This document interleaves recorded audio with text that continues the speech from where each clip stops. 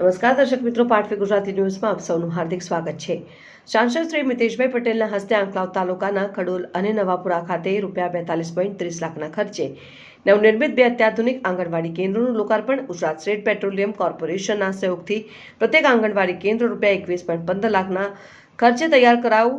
આંકલાવ તાલુકાના ગ્રામ્ય વિસ્તારના બાળકોના સર્વાંગી વિકાસ, ઉત્તમ સ્વાસ્થ્ય અને પૂર્વ પ્રાથમિક શિક્ષણને વધુ મજબૂત બનાવવાના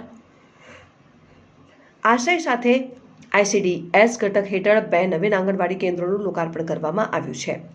આંકલાવ તાલુકાના ખડોલ ગામના તાવડિયાપુરા આંગણવાડી કેન્દ્ર અને નવાપુરા ગામના ગામતલ નવાપુરા આંગણવાડી કેન્દ્રનું આણંદના સાંસદ શ્રી મિતેશભાઈ પટેલના વરદ હસ્તે ભવ્ય લોકાર્પણ કરીને જનતાને સમર્પિત કરવામાં આવ્યા।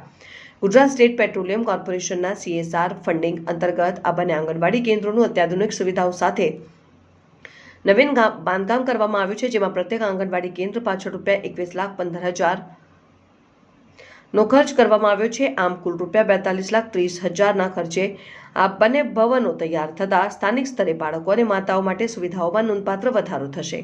આ ભવ્ય લોકાર્પણ કાર્યક્રમમાં બાળ વિકાસ સમિતિના ચેરમેન શ્રીમતી વીણાબેન પડિયાર, અગ્રણી સર્વર શ્રીમતી જ્યોત્સનાબેન સોલંકી, શ્રી મિતેશભાઈ સોલંકી, નવાપુરાના સરપંચ શ્રી કનુભાઈ ચાવડા અને ખડોલના સરપંચ શ્રી સુરેશભાઈ પડિયાર, સેવા સહકારી મંડળીના ચેરમેન શ્રી લક્ષ્મણસિંહ જાદવ, આંકલાવના મામલતદાર શ્રી, બાળ વિકાસ યોજના અધિકારી શ્રીમતી માલતીબેન પડિયાર સહિત વિવિધ વિભાગના સરકારી કર્મચારીઓ, આંગણવાડીના નાના ભૂલકાઓ, લાભાર્થી માતાઓને વાલીઓ ઉપસ્થિત રહ્યા હતા। પાટવી ગુજરાતી ન્યૂઝ, સીઓ રાજુસુભાઈ।